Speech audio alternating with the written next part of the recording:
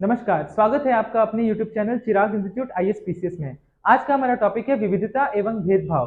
पिछले क्लास में हम लोग डिस्कस किए थे विविधता की समझ। आज हम लोग डिस्कस करेंगे विविधता एवं भेदभाव, जो कि पॉलिटिकल साइंस चैप्टर 2 NCERT हम लोग क्लास 6 पढ़ने जा रहे हैं। तो चलिए बिना किसी देरी के शुरू करते हैं। आज का हमारा टॉपिक है विविधता एवं भेदभाव और इसे समझने का प्रयास करते हैं कि आखिर में हमारे देश में अनेक प्रकार की विविधता होने के साथ साथ आखिर में इसमें किस प्रकार से भेदभाव है या फिर नहीं है, उसी को जानने का आज हम लोग क्या करेंगे, प्रयास करेंगे। जैसे कि लिखा हुआ है कि पिछले पाठ में आपने विविधता के बारे में पढ़ा। कई बार जो लोग दूसरों से अलग होते हैं उन्हें चिढ़ाया जाता है, उनका मजाक उड़ाया जाता है या फिर उन्हें कई गतिविधियों या समूहों में शामिल नहीं किया जाता। अगर हमारे दोस्त या दूसरे लोग हमारे साथ ऐसा व्यवहार करें तो हमें दुख होता है, गुस्सा आता है और हम असहाय महसूस करते हैं। क्या आपने कभी सोचा है कि ऐसा क्यों होता है? इस पाठ में हम यह समझने की कोशिश करेंगे कि ऐसे अनुभव हमारे समाज से और हमारे आसपास मौजूद असमानताओं से कैसे जुड़े हुए हैं। इसी को समझने का आज हम लोग क्या करेंगे, प्रयास करेंगे। क्योंकि समाज में अलग अलग प्रकार के लोग रहते हैं, ठीक है ना। उसी लोगों के बीच में जो समाज होता है, कई जाति में, ठीक है, कई धर्मों में बटा हुआ होता है, तो उसी भेदभाव को आज हम लोग समझने का प्रयास करेंगे। ठीक है, तो चलिए शुरू करते हैं। और लिखा हुआ है जैसा कि हम क्या हैं और हम कैसे हैं, यह कई चीजों पर निर्भर करता है। हम कैसे रहते हैं, कौन सी भाषाएं बोलते हैं, क्या खाते हैं, क्या पहनते हैं, कौन कौन से खेल खेलते हैं और कौन से उत्सव मनाते हैं, इन सब पर हमारे रहने की जगह के भूगोल और उसके इतिहास का असर पड़ता है। अगर आप संक्षेप में ही निम्नलिखित बिंदुओं को पर ध्यान दें तो यह भी अंदाजा लग जाएगा कि भारत कितनी विविधताओं वाला देश है। संसार में 8 मुख्य धर्म है। तो ये भी आपसे एग्जाम में पूछा जा सकता है कि संसार में टोटल कितने मुख्य धर्म है। तो टोटल जो मुख्य धर्म है वो है आपके टोटल कितने, 8। तो 8 जो है वो मुख्य धर्म है। भारत में उन 8 धर्मों के अनुयायी यानी मानने वाले रहते हैं। यहाँ 1600 से ज्यादा भाषाएं बोली जाती है जो लोगों की मातृभाषाएं हैं। यहाँ 100 से भी ज्यादा तरह के नृत्य किए जाते हैं। यह विविधता हमेशा खुश होने का कारण नहीं बनती। हम उन लोगों के साथ सुरक्षित एवं अस्वस्थ महसूस करते हैं जो हमारी तरह दिखते हैं, बात करते हैं, कपड़े पहनते हैं और हमारी तरह सोचते हैं। कभी कभी जब हम ऐसे लोगों से मिलते हैं जो हमसे बहुत भिन्न होते हैं तो हमें वे बहुत अजीब और अपरिचित लग सकते हैं। कई बार हम समझ ही नहीं पाते हैं या जान ही नहीं पाते हैं कि वे हमसे अलग क्यों हैं। लोग अपने से अलग दिखने वालों के बारे में खास तरह की राय बना लेते हैं। ठीक है, आगे बढ़ते हैं। पूर्वाग्रह, वेरी वेरी इंपॉर्टेंट। आपसे पूछा जाता है कि पूर्वाग्रह का मतलब क्या होता है। उन कथनों को देखिए जो आपको ग्रामीण और शहरी लोगों के बारे में सही लगे। जिन कथनों से आप सहमत हैं उन पर निशाना लगाइए। क्या आपके दिमाग में ग्रामीण या शहरी लोगों को लेकर किसी भी प्रकार के पूर्वाग्रह है? पूर्वाग्रह का मतलब होता है पहले से किसी चीज के बारे में अवधारणा बना लेना। क्या दूसरे लोगों के दिमाग में भी ये पूर्वाग्रह है? लोगों के दिमाग में ये पूर्वाग्रह क्यों होते हैं? जिन पूर्वाग्रहों को अपने आसपास महसूस किया है उनकी एक सूची बनाइए। ये पूर्वाग्रह लोगों के व्यवहार को कैसे प्रभावित करते हैं। ठीक है, आगे देखते हैं कि किस तरह से ये पूर्वाग्रह है जो लोगों को एक दूसरे से प्रभावित करते हैं। जैसा कि लिखा हुआ है यहाँ पे, ग्रामीण लोग। पहला, ग्रामीण लोग आधे से ज्यादा भारतीय गांवों में रहते हैं। ग्रामीण लोग अपने स्वास्थ्य को लेकर सतर्क नहीं होते, वे बहुत अंधविश्वासी होते हैं। गांव के लोग बहुत पिछड़े हुए होते हैं और वे कृषि की आधुनिक प्रौद्योगिकी का इस्तेमाल करना पसंद नहीं करते हैं। फसल की बुआई और कटाई के समय परिवार के लोग खेतों में 12 से 14 घंटों तक काम करते हैं।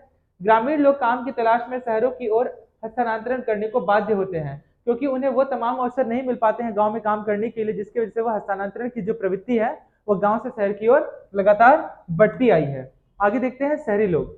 शहरी लोगों के बारे में क्या लिखा हुआ है कि शहरी जीवन बड़ा आसान होता है। यहाँ के लोग बिगड़े हुए और आलसी होते हैं।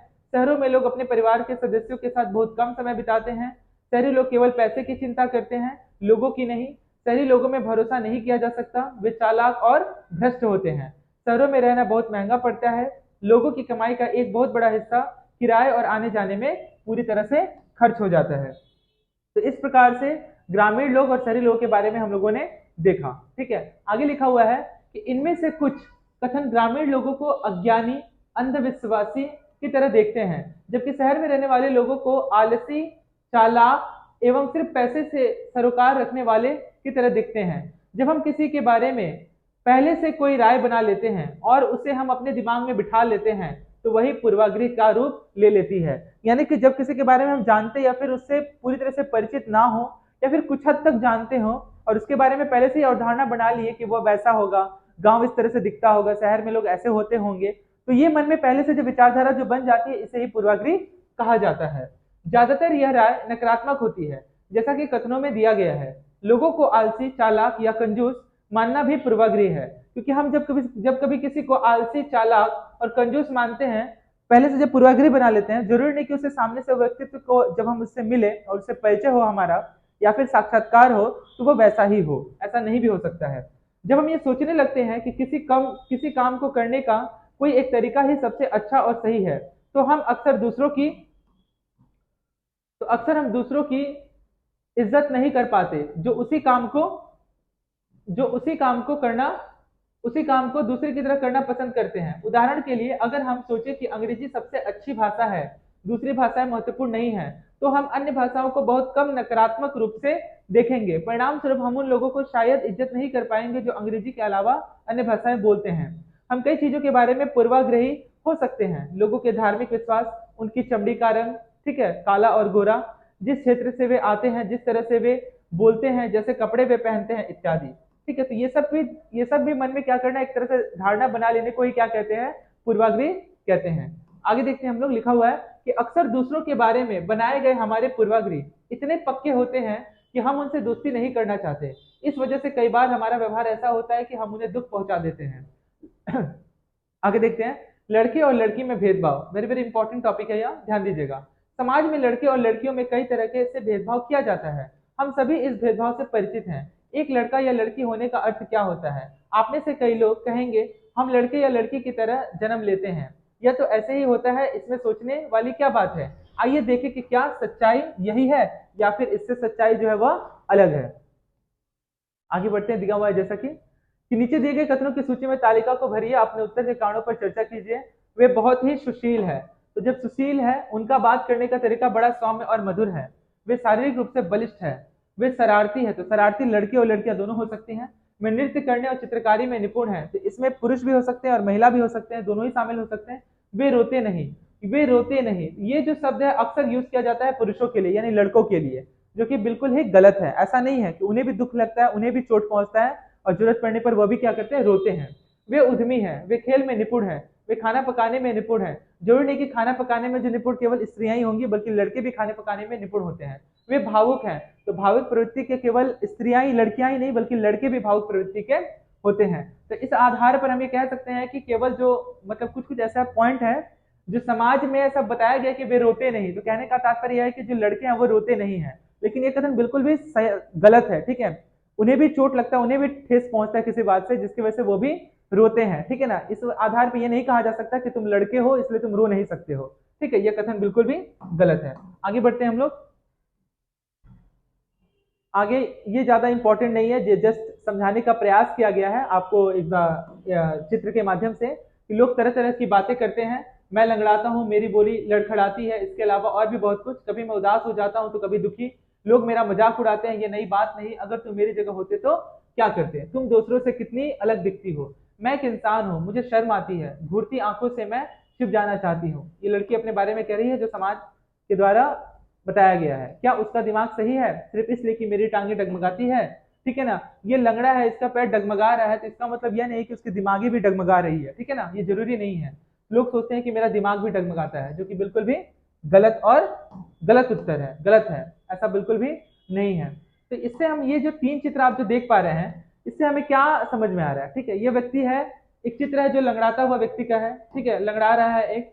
ठीक है, ये जो है एक आपका व्हील चेयर पे है, और अगला जो है या आपके बेड पे है। ठीक है ना, मतलब कि वो बेड पे है, उसका दिमाग काम नहीं कर रहा है। तो इसका मतलब ये जो तीनों जो चित्र है, इसका संबंध विकलांग से है। ठीक है ना, अब इसके बारे में क्या लिखा हुआ है कि पहले विकलांग कहा जाता था, इन शब्द को बदलकर आज उनके लिए जो शब्द प्रयोग किए जाते हैं वो है खास जरूरत वाले बच्चे। ध्यान दीजिएगा, उनके बारे में लोगों के पूर्वाग्रह को यहाँ बड़े अक्षरों में दिया गया है, साथ में उनकी अपनी भावनाएं और विचार भी दिए गए हैं। ये बच्चे अपने से जुड़ी रूढ़िबद्ध धारणाओं के बारे में क्या कह रहे हैं? रूढ़िबद्ध धारणाओं कहने का मतलब यह हो गया, पूर्वाग्रह का मतलब हो गया कि अगर आप किसी के बारे में बिना सोचे समझे उसके बारे में अगर आप एक छवि तैयार कर लेते हैं तो वह पूर्वाग्रह कहलाता है। लेकिन रूढ़िबद्ध धारणाओं में जैसे कि लिखा गया ना कि सिर्फ इसलिए मेरी टांगे, उसकी टांगे डगमगाती है, अगर वो पैर लंगड़ा है तो जरूरी नहीं कि उसका दिमाग भी डगमगा रहा है, उसका दिमाग भी लंगड़ा है, ऐसा बिल्कुल भी नहीं है। तो इस टाइप की जो धारणा जो बन जाती है इसे ही कहा जाता है रूढ़िबद्ध धारणा।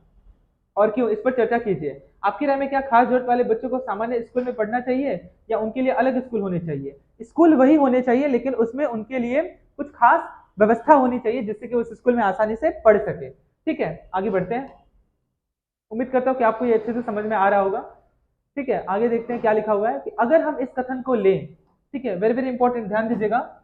ठीक है, अगर हम इस कथन को लें कि वे रोते नहीं, तो आप देखेंगे कि यह गुण आमतौर पर लड़कों या पुरुषों के साथ जोड़ा जाता है। बचपन में जब लड़कों को गिर जाने पर चोट लग जाती है तो माता पिता एवं परिवार के अन्य सदस्य अक्सर यह कहकर चुप कराते हैं कि रो मत, तुम तो लड़के हो, लड़के बहादुर होते हैं, रोते नहीं हैं। जैसे जैसे बच्चे बड़े होते हैं यह वह विश्वास करने लगते हैं कि लड़के रोते नहीं है। यहाँ तक कि अगर किसी लड़के को रोना आए भी तो वह अपने आप को रोक लेता है। लड़का यह मानता है कि रोना कमजोरी की निशानी है। हालांकि लड़कों और लड़कियां दोनों को कभी कभी रोने का मन करता है, खासकर जब उन्हें गुस्सा आए या फिर किसी प्रकार का कोई दर्द हो या फिर उन्हें किसी प्रकार से या फिर किसी व्यक्ति विशेष से क्या पहुंचे, ठेस पहुंचे। आगे बढ़ते क्या लिखा हुआ है कि लेकिन बड़े होने तक लड़के सीख जाते हैं या अपने को सिखा लेते हैं कि रोना नहीं है। अगर एक बड़ा लड़का रोए तो उसे लगता है कि उससे दूसरे उसे चिढ़ाएंगे या उसका मजाक बनाएंगे। वे कोमल एवं मृदु स्वभाव की है, वे बहुत ही सुशील है। ऐसे कथनों को लेकर उन पर चर्चा कीजिए। ये कैसे केवल लड़कियों पर ही लागू किए जाते हैं? जरूरी नहीं है कि केवल लड़कियों पर ही लागू किए जाते हैं, लड़कों पर भी ये लागू किए जाते हैं। क्या लड़कियों में ये गुण जन्म से ही होते हैं? बिल्कुल नहीं, वे ऐसा व्यवहार समाज से सीखती हैं। आपकी उन लड़कियों के बारे में क्या राय है जो कोमल एवं मृदु स्वभाव की है या नहीं होती और शरारती होती है? शरारती जो शब्द है वो केवल लड़कियां ही नहीं बल्कि लड़के भी होते हैं। आगे देखते हैं क्या लिखा हुआ है। आगे है आपका रूढ़िवाद धारणाएं बनाना, अगला है इसलिए वह दूसरों के सामने रोने से अपने आप को क्या करता है, पूरी तरह से रोक लेता है। हम लगातार ये सुनते रहते हैं कि लड़के ऐसे होते हैं, लड़कियां ऐसी होती है। समाज की इन मान्यताओं को हम बिना सोचे समझे मान लेते हैं।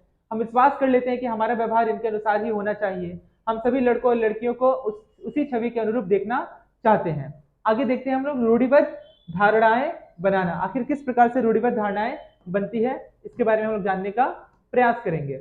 जब हम सभी लोगों को, ध्यान दीजिएगा, वेरी वेरी इंपॉर्टेंट, ये ठीक है ना, इसका उत्तर यहां से लेके यहां तक होगा। अगर आपसे पूछा जाए एग्जाम में, ठीक है, कि रूढ़िबद्ध धारणाएं का मतलब क्या होता है, तो इसका उत्तर यहां से यहां तक होगा। पढ़ते हैं इसके बारे में क्या लिखा हुआ है कि जब हम सभी लोगों को एक ही छवि में बांध देते हैं या उनके बारे में पक्की धारणा बना लेते हैं कि वो पक्का ऐसा ही होगा, वो पूरा आलसी ही लड़का है या फिर वो आलसी ही होगी, ठीक है ना, उसके बारे में पक्की धारणा बना लेते हैं तो उसे रूढ़िबद्ध धारणा कहते हैं। कई बार हम किसी खास देश, धर्म, लिंग के होने के कारण किसी को कंजूस, अपराधी या बेवकूफ ठहराते हैं। ऐसा दरअसल उनके बारे में मन में एक पक्की धारणा बना लेने के कारण होता है।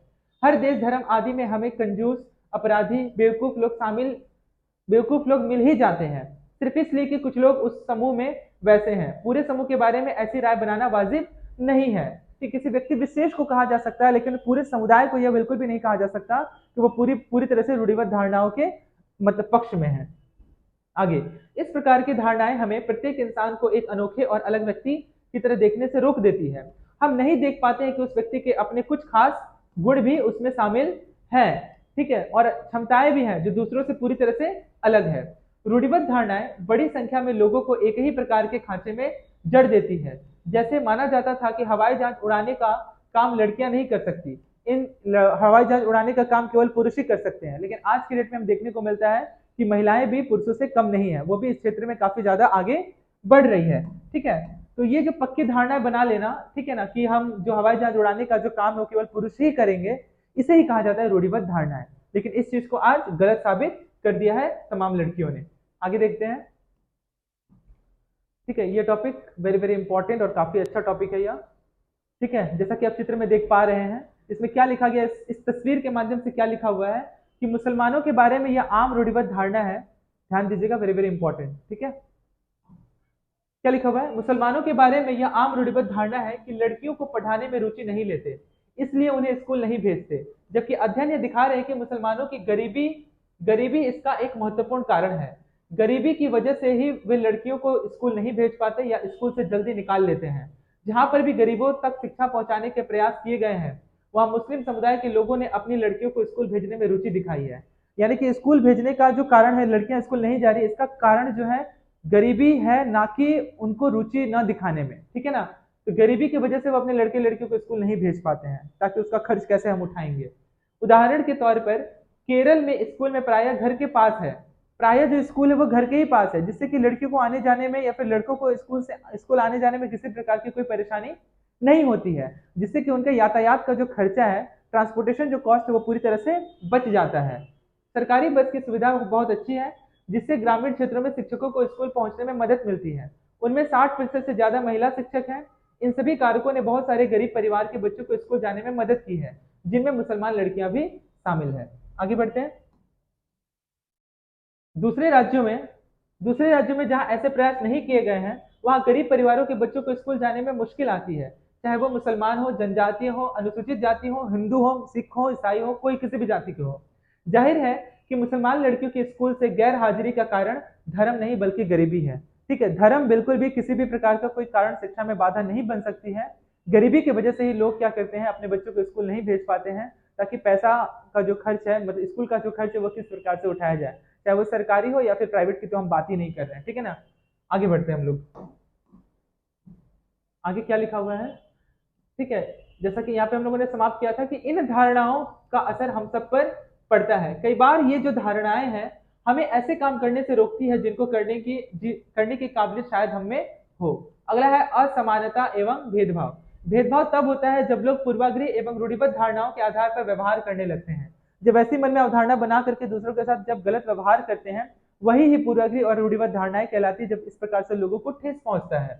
अगर आप लोगों को नीचा दिखाने के लिए कुछ करते हैं, अगर आप उन्हें कुछ गतिविधियों में भाग लेने से रोकते हैं, किसी खास नौकरी को करने से रोकते हैं, या किसी मोहल्ले में रहने नहीं देते, एक ही कुएं या हैंडपंप से पानी पीने नहीं देते या फिर नहीं लेने देते हैं, और दूसरों द्वारा इस्तेमाल किए जा रहे कप या गिलास में चाय नहीं पीने देते हैं, इसका मतलब है कि आप उनके साथ भेदभाव कर रहे हैं। यानी कि आप उनके साथ अलग सा बर्ताव कर रहे हैं। आप नहीं चाह रहे हैं कि वो जिस चीज में, जिससे कुएं से पानी निकाल रहे हैं, जिस कप प्लेट में वो चाय पी रहे हैं, उनसे आप दूर होना चाहते हैं, ठीक है ना। इसी का संबंध आपका आर्टिकल नंबर आर्टिकल नंबर 17 से है, जिससे क्या कहते हैं, छुआछूत। ठीक है, यही क्वेश्चन आपका बीपीएससी में इस बार पूछा था, ठीक है, बीपीएससी में पूछा था, 69th बीपीएससी में, ठीक है, 2023 में, जिसका एग्जाम जो हुआ था आपका 30 सितंबर 2023 को, ठीक है ना, कि छुआछूत का संबंध किस आर्टिकल से है, तो वो आर्टिकल है आपका आर्टिकल 17। भेदभाव कई कारणों से हो सकता है। आप याद करें कि पिछले पाठ में समीर 1 और समीर 2 एक दूसरे से बहुत भिन्न थे। उदाहरण के लिए उनका धर्म अलग था। यह विविधता का एक पहलू है, पर यह भेदभाव का कारण भी बन सकता है। ऐसा तब होता है जब लोग अपने से भिन्न प्रथाओं और रीति रिवाजों को निम्न कोटि का मानने लगते हैं। ऐसा नहीं कि आप हिंदू हैं या फिर मुस्लिम है या फिर सिख हैं या फिर ईसाई हैं तो केवल आप अपने ही धर्म का सम्मान करें, बिल्कुल भी नहीं। आप दूसरे भी धर्म का उतना ही सम्मान करें जितना कि आप अपने धर्म का सम्मान करते हैं, ठीक है। अगर आप दूसरे धर्म को नीचा दिखाने का प्रयास कर रहे हैं, इसका मतलब है कि आप उस धर्म को नीचा दिखाने का प्रयास बिल्कुल नहीं कर रहे हैं, बल्कि आप अपने ही धर्म को नीचा दिखाने का प्रयास कर रहे हैं, ठीक है। तो ये आप बिल्कुल भी ध्यान रखिएगा। दोनों समीरों में एक और अंतर उनकी आर्थिक पृष्ठभूमि का था, क्योंकि समीर 1 जो था वह इंग्लिश मीडियम में पढ़ा था, और समीर 2 जो था वह पढ़ा नहीं था, इसलिए वह अखबार बेच रहा था, ठीक है। समीर 2 गरीब था, जैसा कि आपने पहले पढ़ा है। यह अंतर समाज के उन गतिविधियों के कारण होता है जिसकी वजह से यह विविधता का पहलू नहीं है। विविधता का पहलू इसलिए नहीं है क्योंकि उन दोनों में, हिंदू और मुस्लिम तो थे, लेकिन दोनों ने आपस में दोस्ती भी बनाई, ठीक है ना, लेकिन उन दोनों में किसी प्रकार कोई भेदभाव नहीं था। अगर भेदभाव होता तो वह समीर 2 जो मुसलमान था, वो उससे न्यूज़पेपर खरीदता, बिल्कुल भी नहीं खरीदता, अगर उसके मन में भेदभाव की अगर ऐसी भावना होती। यह तो असमानता है। बहुत लोगों के पास अपने खाने, कपड़े और घर की मूल जरूरतों को पूरा करने के लिए साधन और पैसे नहीं होते हैं। इस कारण दफ्तरों, अस्पतालों, स्कूलों आदि में उनके साथ भेदभाव किया जाता है। कुछ लोगों को विविधता और असमानता पर आधारित दोनों ही तरह के भेदभाव का सामना करना पड़ता है। एक तो इस कारण कि वे उस समुदाय के सदस्य हैं जिनकी संस्कृति का मूल्यवान नहीं माना जाता। ऊपर से यदि वे गरीब हैं तो उनके पास अपनी जरूरतों को पूरा करने के साधन नहीं होते। इस आधार पर यह भेदभाव किया जाता है। ऐसे दोहरे भेदभाव का सामना कई जनजातीय लोगों, धार्मिक समूहों और खास क्षेत्र के लोगों को करना पड़ता है, ठीक है। आगे क्या लिखा हुआ है, भेदभाव का सामना करने पर, ठीक है, ध्यान दीजिएगा।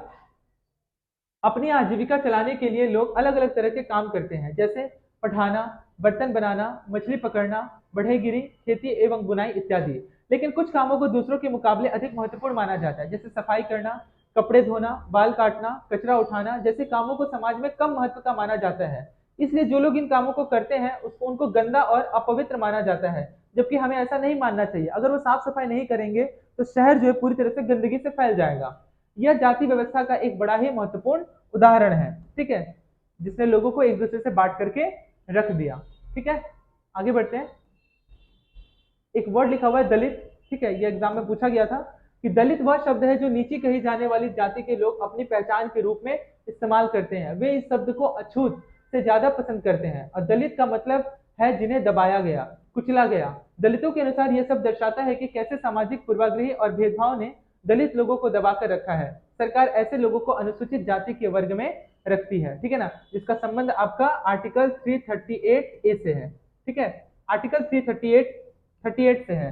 ठीक है, आर्टिकल 338 ए में लिखा हुआ है आपका जनजाति, ठीक है, जन जाति। आर्टिकल 338 बी का संबंध है आपका ओबीसी से। ठीक है, तो ये तीनों पॉइंट आप ध्यान में रखेंगे। ठीक है, आगे बढ़ते हैं। जाति व्यवस्था में लोगों के समूहों को एक तरह की सीढ़ी के रूप में रखा गया है, जिसमें एक जाति दूसरी जाति के ऊपर ऊपर या नीचे थी, जिन्होंने अपने आप को इस सीढ़ी से सबसे ऊपर रखा। आगे देखते हैं। जिन्होंने अपने आप को इस सीढ़ी से ऊपर रखा उन्होंने अपने को ऊंची जाति का कहा और उत्कृष्ट कहा। और जिन समूहों को इस जाति के आधार पर कक्षा, आगे हम लोग पढ़ेंगे, पहले ये हम लोग देख लेते क्या लिखा हुआ है कि जाति के आधार पर कक्षा में किसी बच्चे को दूसरे बच्चों से अलग बैठाना भेदभाव का एक उदाहरण है। ठीक है, जैसा कि आप देख पा रहे हैं इस चित्र में। ठीक है, इन दोनों बच्चों को क्लास से क्या किया गया है, इन तमाम जो बच्चे हैं इनसे क्या किया गया, अलग बिठाया गया है। यानी कि ये दर्शाता है कि उस समय जो अछूत छुआछूत की जो भावना थी लोगों में बहुत ज्यादा थी, जिसके वजह से इन्हें समाज से क्या किया गया, स्कूल में पढ़ाई की टीचर शिक्षक रहे हैं, लेकिन उच्च कोटि के जो वर्ग के जो बच्चे वो एक साथ हैं और निम्न जाति के जो बच्चे हैं वो एक साथ हैं। ऐसा पहले होता था, अब ऐसा नहीं होता है। आगे बढ़ते हैं। सीढ़ी के तले में रखा गया उनको अछूत और अयोग्य कहा गया। इसी को महात्मा गांधी जी ने अछूत वर्ड को यानी कि दलित को उन्होंने कहा था हरिजन। ठीक है, तो यह हरिजन जो वर्ड है यह किसने सबसे पहले इस्तेमाल किया था, तो इसका उत्तर आपका हो जाएगा महात्मा गांधी। ठीक है, हरिजन किसने यूज किया था, महात्मा गांधी। आगे, सीढ़ी के तले में रखा गया उनको अछूत और अयोग्य कहा गया। जाति प्रथा के नियम एकदम निश्चित थे। इन अछूतों को दिए गए काम के अलावा और कोई काम करने की इजाजत नहीं थी। उदाहरण के लिए कुछ समूहों को सिर्फ कचरा उठाने और मरे हुए जानवरों को गांव से हटाने की इजाजत थी। उन्हें ऊंची जाति के लोगों के घर में घुसने, गांव के कुएं से पानी लेने और यहाँ तक कि एक मंदिर में घुसने की भी इजाजत नहीं थी। उनके बच्चे दूसरी जाति के बच्चों के साथ स्कूल में बैठ नहीं सकते थे। इस तरह ऊंची जाति के लोगों को जो अधिकार हासिल था उससे उन्होंने तथाकथित अछूतों को पूरी तरह से वंचित रखा। आगे क्या लिखा हुआ है, अगले पृष्ठ पर हम यह देखेंगे कि कैसे भारत की मशहूर हस्ती को भेदभाव का सामना करना पड़ा था। उस मशहूर हस्ती का नाम है आपका डॉक्टर BR अम्बेडकर। ठीक है, जिनके द्वारा एक किताब एग्जाम में पूछता है, एनिहिलेशन ऑफ कास्ट। ठीक है,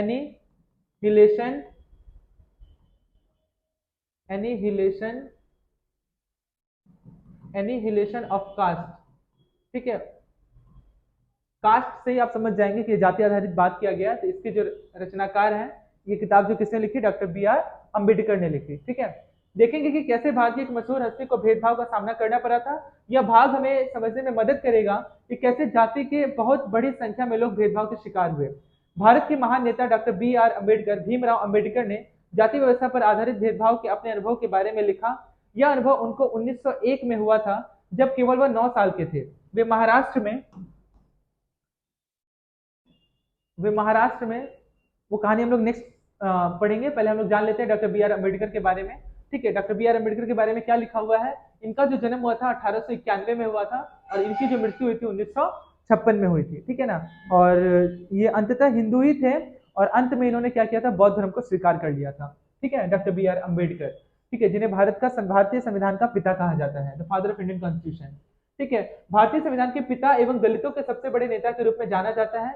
डॉक्टर अम्बेडकर ने दलित समुदाय के अधिकारों के लिए लड़ाई लड़ी थी। उनका महार जाति में जन्म हुआ था जो अछूत मानी जाती थी। महार लोग गरीब होते थे, उनके पास जमीन नहीं थी और उनके बच्चों को वही काम करना पड़ता था जो वे खुद करते थे। उन्हें गांव के बाहर रहना पड़ता था और गांव के अंदर आने की इजाजत नहीं थी। अंबेडकर अपनी जाति के, ध्यान दीजिएगा, वेरी वेरी इंपॉर्टेंट पॉइंट है, ठीक है, अंबेडकर अपनी जाति के पहले व्यक्ति थे जिसने अपनी कॉलेज की पढ़ाई पूरी की और वकील बनने के लिए इंग्लैंड गए।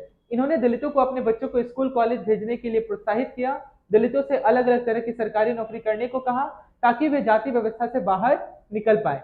दलितों के मंदिर में प्रवेश के लिए जो कई प्रयास किए जा रहे थे उनका अंबेडकर ने नेतृत्व किया। उन्हें ऐसे धर्म की तलाश थी जो सबको समान निगाह से देखे। जीवन में आगे चलकर उन्होंने धर्म परिवर्तन करके बौद्ध धर्म को अपना लिया। उनका मानना था कि दलितों को जाति प्रथा के खिलाफ अवश्य लड़ना चाहिए, जाति प्रथा के खिलाफ अवश्य लड़ना चाहिए और ऐसा समाज बनाने की तरफ काम करना चाहिए जिसमें सबकी इज्जत हो, न ही कुछ ही लोगों की। यानी कि जाति व्यवस्था के काफी ज्यादा विरोधी थे डॉक्टर बी आर अम्बेडकर। ऐसा नहीं चाहते थे कि समाज में, चाहे वो अनुसूचित जाति हो, अनुसूचित जनजाति हो या फिर वो किसी भी समुदाय का हो, समाज में उन सभी को समान हक मिलना चाहिए। ठीक है, यही वजह है कि हमारे देश में फंडामेंटल राइट्स को रखा गया, ठीक है, जिसमें पहला ही आर्टिकल में रखा गया राइट टू इक्वालिटी, है ना, समानता का अधिकार। अगर हम सभी को एक दूसरे से अगर समान अधिकार देंगे, समानता का मतलब रखेंगे, एक दूसरे को समान समझेंगे, तभी हम अपने देश को आगे बढ़ा पाएंगे। ठीक है, आगे बढ़ते हैं। तो महाराष्ट्र में कोरेगांव में अपने भाइयों के साथ पिता से मिलने गए थे डॉक्टर बी आर अम्बेडकर। बड़ी देर हमने इंतजार किया पर कोई नहीं आया। 1 घंटा बीत गया तो स्टेशन मास्टर पूछने आया, ठीक है, स्टेशन मास्टर पूछने आया कि डॉक्टर बी आर अम्बेडकर और उनके भाई हैं, ठीक है, उसने पूछने आया कि उन्होंने हमसे हमारे टिकट मांगे जो हमने दिखा दिए। उन्होंने पूछा कि हम कहाँ और क्यों रुके हुए हैं। हमने बताया कि हम कोरेगांव जाना था और हम पिताजी या उनके नौकर के आने का इंतजार कर रहे थे। ठीक है, ये कहानी है, ध्यान दीजिएगा, बहुत ही अच्छी कहानी है। उनके नौकर का आने का इंतजार कर रहे थे, लेकिन दोनों में से कोई भी नहीं पहुंच पाया था और हमें पता नहीं था कि कोरेगांव कैसे पहुंचते हैं। हमने बहुत अच्छे कपड़े पहन रखे थे, हमारे कपड़ों और बोली से कोई भी अंदाजा नहीं लगा पा सकता था कि हम अछूतों के बच्चे थे। निश्चय ही स्टेशन मास्टर को लगा कि हम ब्राह्मण के बच्चे हैं और वे हमारी मुश्किल को देखकर बड़े परेशान हुआ, जैसा कि हिंदुओं में होता ही है। स्टेशन मास्टर ने हमसे पूछा कि हम कौन हैं। बिना एक पल भी सोचे मेरे मुंह से निकल गया कि हम महार हैं। बंबई प्रांत में महार समुदाय को अछूत माना जाता था उस समय। उनको एकदम से धक्का लगा, उनको यानी कि वो स्टेशन मास्टर को, वे भौचक्के रह गए। उनके चेहरे पर अचानक परिवर्तन हुआ। हमने देख लिया, ठीक है, हमने देख लिया और ये समझ भी लिया, ध्यान दीजिएगा, उनको एकदम से धक्का लगा, वे भौचक्के रह गए, उनके चेहरे पर अचानक परिवर्तन हुआ। हमने देख लिया कि एक अजीब सी घृणा की भावना उनके चेहरे पर मंडरा रही है। ठीक है, केवल यह हावी हो गई है, केवल यह कह देने से कि हम अछूत के, हम महार जाति से थे। ठीक है, ध्यान दीजिएगा, हावी हो गई थी। उन्होंने जैसे ही मेरा जवाब सुना वे अपने कमरे में वापस चले गए और हम वहीं के वहीं खड़े रह गए। 15-20 मिनट बीत गए, सूरज बिल्कुल छिपसा गया था। सूरज यानी कि सूर्य है वो पूरी तरह से अस्त हो चुका था। पिताजी आए नहीं थे और न ही उनका नौकर। अब स्टेशन मास्टर भी हमें छोड़कर चले गए थे। क्यों छोड़कर चले गए थे? क्योंकि वह केवल सिर्फ महार जाति के थे इसलिए, और उस समय बम्बई प्रांत में उसे अछूत माना जाता था। हम काफी घबराए हुए थे। यात्रा के शुरू में जो खुशी और उत्साह की भावना थी उसकी जगह हम अत्यधिक उदासी ने ले ली थी। आधे घंटे के बाद स्टेशन मास्टर लौट कर आए तो पूछा कि हम क्या करने की सोच रहे हैं। हमने कहा कि अगर हमें किराए पर एक बैलगाड़ी मिल जाती तो हमें कोरेगांव जा सकते हैं। अगर कोरेगांव ज्यादा दूर नहीं है तो हम अभी तुरंत पैदल वहां के लिए निकलना चाहेंगे, कोरेगांव जा सकते हैं। अगर कोरेगांव ज्यादा दूर नहीं है तो हम फौरन निकलना चाहते थे। वहां किराए पर कई बैलगाड़ियां चल रही थी, लेकिन मैंने स्टेशन मास्टर से पहले ही कह दिया था कि हम महार जाति के हैं, जिसकी वजह से कोई भी उन्हें ले जाने को तैयार नहीं था। हम महार हैं, उसका सब पता सबको चल गया था। कोई भी गाड़ीवान अछूत वर्ग की सवारी को ले जाकर अपने आप को गंदा और नीचा नहीं बनाना चाहता था। हम दुगना किराया देने के तैयार थे, पर हमें एहसास हुआ कि बात पैसे की नहीं थी, नहीं बन सकती है। स्टेशन मास्टर जो हमारे लिए गाड़ी वालों से मोलतोल कर रहे थे चुपचाप खड़े हो गए। समझ नहीं आ रहा था कि आखिर क्या करें या फिर क्या नहीं करें। आगे पढ़ने का प्रयास करते हैं। ठीक है, ये कुछ प्रश्न दिया हुआ है कि बच्चे पैसा देने को तैयार थे, ठीक है, फिर भी गाड़ी वालों ने उन्हें ले जाने से मना कर दिया। क्यों? क्योंकि वह अछूत थे और महार जाति के थे। स्टेशन पर लोगों ने डॉक्टर अंबेडकर और उनके भाइयों के साथ कैसा भेदभाव किया? अच्छा भेदभाव किया तब तक जब तक उन्हें पता नहीं था कि वह महार जाति के नहीं है। महार होने का पता चलने पर स्टेशन मास्टर की जो प्रतिक्रिया हुई थी उसे देखकर बचपन में अंबेडकर को कैसा लगा होगा? बहुत बुरा लगा होगा। ठीक है, क्या आपको कभी अपने प्रति लोगों की पूर्वाग्रह का अनुभव हुआ है, या या आपने दूसरों के प्रति भेदभाव भरे व्यवहार को देखा है, उससे आपको कैसा महसूस हुआ? जाहिर सी बात है कि बुरा ही लगेगा, इससे खुशी की तो प्राप्ति बिल्कुल भी नहीं होगी। आगे देखिए क्या लिखा हुआ है कि कल्पना करके देखिए कि यह कितना मुश्किल होगा अगर लोगों को एक जगह से दूसरी जगह जाने न दिया जाए। यह कितना अपमानजनक और दुखदाई होगा अगर लोग आपसे दूर दूर रहे, आपको छूने से मना करे, आपको पानी न पीने दे। ये छोटी सी घटना दिखाती है कि कैसे गाड़ी से एक से दूसरी जगह जाने के साधारण काम की सुविधा भी इन बच्चों के पास नहीं थी, जबकि वे पैसा दे सकते थे, जबकि वो पैसा दुगना दे सकते थे। स्टेशन के सभी गाड़ी वालों ने बच्चों को ले जाने से मना कर दिया। उन्होंने बच्चों के साथ भेदभाव भरा व्यवहार किया। इस कहानी से बिल्कुल साफ है कि जाति पर आधारित भेदभाव न केवल दलितों को कई गतिविधियों से वंचित रखता है, बल्कि वह उन्हें आदर और सम्मान भी नहीं मिलने देता जो दूसरों को मिलता है। अगला है समानता के लिए संघर्ष। ठीक है ना, समानता के लिए देश में क्या क्या संघर्ष हुआ। ब्रिटिश शासन से आजादी पाने के लिए जो संघर्ष किया गया था, उसमें समानता के व्यवहार के लिए किया गया संघर्ष भी शामिल है। दलितों, औरतों, जनजातीय लोगों और किसानों ने अपने जीवन में जिस गैर बराबरी का अनुभव किया, उसके खिलाफ उन्होंने लड़ाई लड़ी। जैसा कि पहले भी बात हुई है, बहुत सारे दलितों ने संगठित होकर मंदिर में प्रवेश पाने के लिए संघर्ष किया। महिलाओं ने मांग की कि जैसे पुरुषों के पास शिक्षा का अधिकार है, वोट का अधिकार है, वही वही अधिकार महिलाओं को भी मिलनी चाहिए। ठीक है, क्योंकि उन्हें भी आगे बढ़ने और अपने जीवन को जीने का अधिकार है, वैसे उन्हें भी अधिकार मिले। किसानों और दलितों ने अपने आप को जमींदारों और उनकी ऊंची ब्याज की दर से छुटकारा दिलाने के लिए संघर्ष किया। 1947 में भारत जब आजाद हुआ 15 अगस्त और एक राष्ट्र बना, तो हमारे नेताओं ने समाज में व्याप्त कई तरह की असमानताओं पर विचार किया। संविधान को लिखने वाले लोग भी इस बात से अवगत थे कि हमारे समाज में कैसे भेदभाव किया जाता है और लोगों ने उसके खिलाफ किस तरह संघर्ष किए। कई नेता इन लड़ाइयों के हिस्सा थे, जैसे डॉक्टर बी.आर. अम्बेडकर। इसलिए नेताओं ने संविधान में ऐसी दृष्टि और लक्ष्य रखा जिससे भारत में सभी लोगों को बराबरी का हिस्सा माना जाए और सभी लोगों को बराबरी का हिस्सा दिया जाए। ये महिलाओं का अधिकार है शिक्षा के खिलाफ कि उन्हें भी पढ़ने लिखने का अधिकार है, उन्हें भी पढ़ने लिखने दिया जाए और उन्हें भी आगे बढ़ने दिया जाए। ठीक है, इसलिए नेताओं ने संविधान में ऐसी दृष्टि और लक्ष्य रखा जिससे भारत में सभी लोगों को बराबर माना जाए। समानता को एक अहम मूल्य की तरह माना गया जो हम सभी को एक भारतीय के रूप में जोड़ती है। प्रत्येक व्यक्ति को समान अधिकार और समान अवसर है। अस्पृश्यता, यही एग्जाम में पूछा था आपका बीपीएससी का एग्जाम जो भी हाल ही में 30 सितंबर को हुआ, इसका संबंध किस आर्टिकल से है? तो आर्टिकल नंबर 17 से अस्पृश्यता के बारे में लिखा गया है, जिसका मतलब होता है छुआछूत। ठीक है, यानी छुआछूत को अपराध की तरह देखा जाता है और छुआछूत की तरह देखा जाता है, छुआछूत को अपराध की तरह देखा जाता है और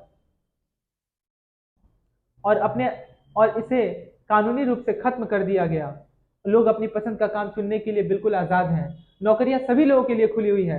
ठीक है, इन सब के अलावा संविधान ने सरकार नौकरियां सभी लोगों के लिए खुली हुई है। ठीक है ना, इक्वल अपॉर्चुनिटी टू इक्वल है ना, इसका भी संबंध राइट टू इक्वालिटी में चर्चा किया गया आर्टिकल नंबर 14 से 18 के बीच में। ठीक है, और काम करने के बीच में समानता का अधिकार, चाहे वो स्त्री हो या फिर पुरुष, इसका जो वर्णन किया गया आर्टिकल नंबर 16 में किया गया है। सरकार ने विशेष जिम्मेदारी डाली थी कि वह गरीबों और मुख्य धारा से अलग थलग पड़ गए समुदाय को इस समानता के अधिकार के फायदे दिलवाने के लिए विशेष कदम उठाए जाएंगे। ठीक है, इसमें क्या लिखा है कि दलितों के अलावा कई अन्य समुदाय भी हैं जिनके साथ भेदभाव किया जाता है। ठीक है, जिसमें अनुसूचित जाति और अनुसूचित जनजाति भी आते हैं। ठीक है, कुछ अन्य उदाहरण सोचे, इन तरीके पर चर्चा कीजिए जिनके द्वारा खास जरूरत वाले बच्चों लोगों के साथ भेदभाव किया जाता है। यानी कि यहाँ पे बात किया जा रहा है विकलांग के बारे में। ठीक है, आगे बढ़ते हैं हम लोग। क्या लिखा हुआ है जैसा कि ध्यान दीजिएगा। ठीक है, भारत का संविधान लिखने वाली समिति के कुछ सदस्य, ठीक है, ड्राफ्टिंग कमेटी का गठन किया गया था। ठीक है, आपका 29 अगस्त 1947 को, वेरी वेरी इंपॉर्टेंट, ये आपसे पूछा जाता है एग्जाम में। ठीक है, 29 अगस्त 1947 को ड्राफ्टिंग कमेटी का गठन किया गया था, जिसके जो चेयरमैन थे वो डॉक्टर बी.आर. अम्बेडकर थे, जिसमें टोटल 7 सदस्य थे। ये भी आपसे एग्जाम में पूछा जाएगा, जिसके आधार पर संविधान की रूपरेखा को पूरी तरह से तैयार किया गया था। ठीक है, डॉक्टर राजेंद्र प्रसाद हैं। ठीक है, डॉक्टर राजेंद्र प्रसाद, डॉक्टर सर्वपल्ली राधाकृष्णन। ठीक है, तो यहाँ पे कुछ लीडर्स हैं, इनका तस्वीर यहाँ पे दिया गया है। संविधान के लेखकों ने यह भी कहा कि विविधता की इज्जत करना, उसे मूल्यवान मानना, समानता सुनिश्चित करने में बहुत ही महत्वपूर्ण कारक है। उन्होंने यह महसूस किया कि लोगों को अपने धर्म का पालन करने, अपनी भाषा बोलने, अपना त्योहार मनाने और अपने आप को खुले रूप से अभिव्यक्त करने, अभिव्यक्त यानी कि right to expression, article number 19 में इसके बारे में चर्चा किया गया है, राइट टू एक्सप्रेशन, ठीक है, करने की आजादी होनी चाहिए। उन्होंने कहा कि कोई एक भाषा, धर्म या त्योहार सबके लिए अनिवार्य नहीं होनी चाहिए। उन्होंने जोर दिया कि सरकार सभी धर्मों को बराबर मानेगी, इसलिए भारत एक धर्म निरपेक्ष देश है जहां लोग बिना भेदभाव के अपने धर्म का पालन करते हैं। इसे हमारी एकता के महत्वपूर्ण कार्य के रूप में देखा जाता है कि हम इकट्ठे रहते हैं और एक दूसरे की इज्जत करते हैं। ठीक है, इस प्रकार से ये जो चैप्टर है, ठीक है, हम लोग खत्म होने के ही कगार पर है। आगे देख लेते क्या लिखा है। हालांकि हमारे संविधान में इन विचारों पर जोर दिया गया कि पर यह पाठ इसी बात को उठाता है कि असमानता आज भी मौजूद है। समानता वह मूल्य है जिसके लिए हम निरंतर संघर्ष करते रहना होगा। भारतीयों के लिए समानता का मूल्य वास्तविक जीवन का हिस्सा बने, सच्चाई बने, इसके लिए लोगों के संघर्ष, उनके आंदोलन और सरकार द्वारा उठाए जाने वाले जो कदम, वो काफी ज्यादा बेहद जरूरी है कि सरकार इसके खिलाफ कदम उठाए और लोगों को समान अवसर और समान अधिकार मिले। ठीक है, ये हमारे भारत का संविधान की उद्देशिका है।